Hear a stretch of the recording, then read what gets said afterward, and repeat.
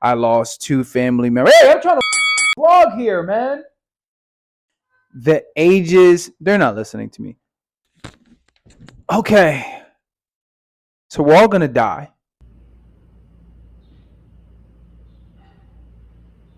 I don't think I'm breaking any news here, but I do think sometimes it escapes us. We forget it. So I guess this is a gentle reminder. I don't know if there's any way you can have a gentle and death be in the same breath, but here we are. 2024. Thus far, it's been a very full year, full in experiences that range in terms of the spectrum of excitement and sorrow. I unfortunately lost two family members this year within a few weeks of each other. And death is sobering. Sobering is a good word to use. I lost my first close family member as an adult, going on 2 years now.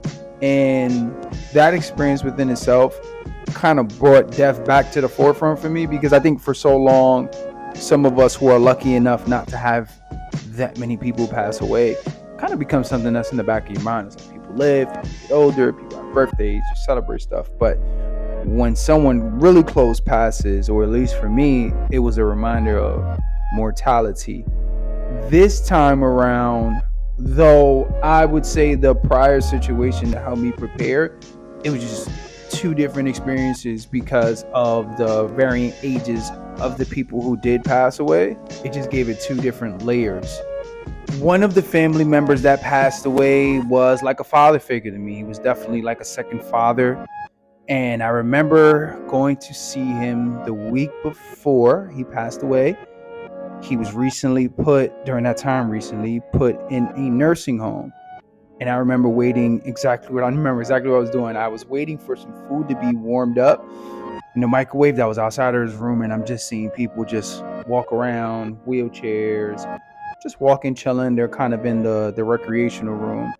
And I thought, man, these people are never going to go and experience a day party. Mad random.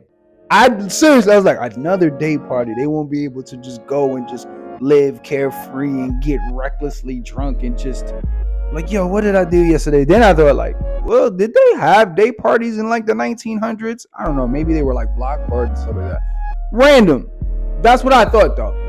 That's what I thought, right? It made me not seeing those people there and thinking about the random day party made me want to not get caught in analysis paralysis in many different ways. But for me personally, as an artist, and I hope artists can relate to this, and I'm pretty sure they do, it's like we think about the perfect time for everything.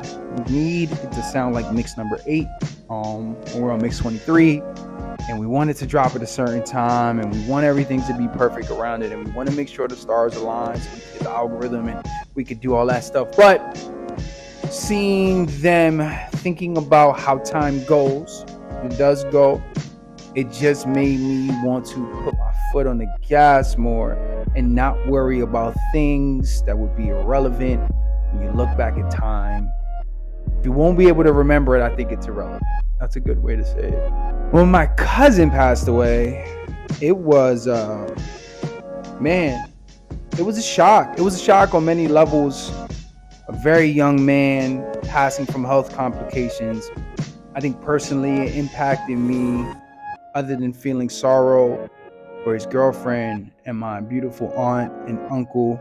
It hit me as a young man. It made me realize, like, man, I need to make sure my affairs are in order. My unreleased music, there's a plan for it. It can be released. Whatever proceeds are made from there, I can give it to my godson or to my cousins, or leave it to my mom or my dad, and my books and all that stuff. I need a will, like everything that we think we're never going to have to do. It made me realize, like, oh, I need to put foot on gas, like right now, and tend to it, because this is a very real thing and it can happen to any one of us. So whether today, tomorrow, 30, or hopefully 50 years down the line, depends how you feel, it's definitely going to happen. So that argument that you have with a family member, will probably be irrelevant. That DM you were self-conscious about will probably be irrelevant. That specific one is definitely me projecting. And these experiences, these again, I told you I'm in the Bronx. Maybe you didn't know. I'm in the Bronx, New York, the world within the world of New York City.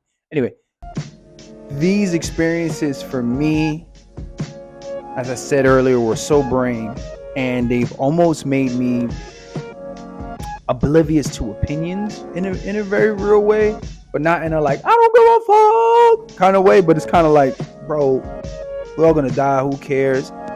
The only objective, at least for me, is to live a life that's fulfilling, that's driven by passion, love, and progression.